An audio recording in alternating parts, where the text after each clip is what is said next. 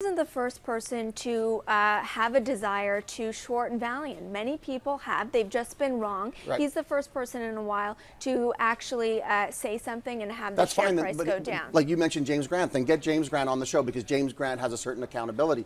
But this man we're talking about has alleged a fraud, right? And there's been virtually up until yesterday, there's virtually no fact checking on this person, right? This isn't the first bear raid that this man has staged in Canada, even in the last 30 days.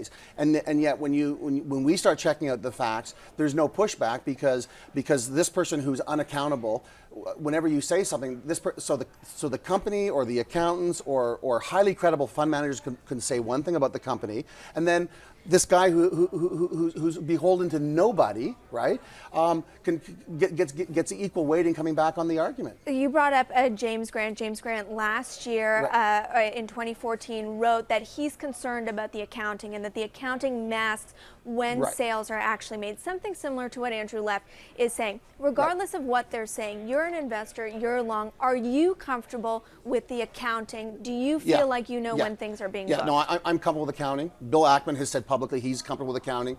James Kramer on CNBC has said he's comfortable with the accounting.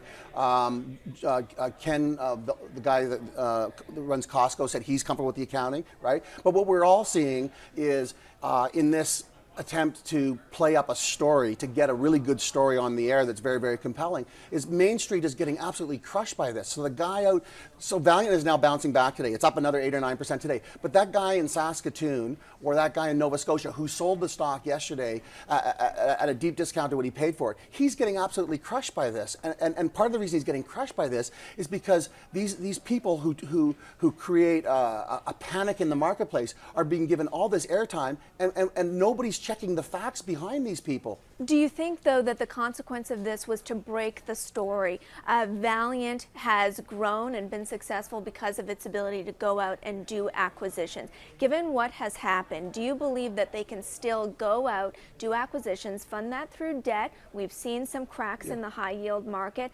And Allergan was one of the first companies to say, we don't want to be part of Valiant. We're not comfortable with how they run their business. Is the M&A story broken? So once again, in the nature of fact checking, right?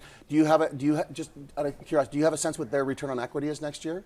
No, with what Valiant's? is it? Well, no, but I'm asking you because that's what you're asking me. The question that you're asking me has facts behind it. So do you have any sense of how profitable this company is? Do you know of course, but is that why you own the stock at this point right now, or do you own it for the acquisitions going forward? It has a 45% return on equity.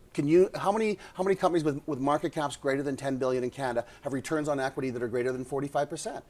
Right?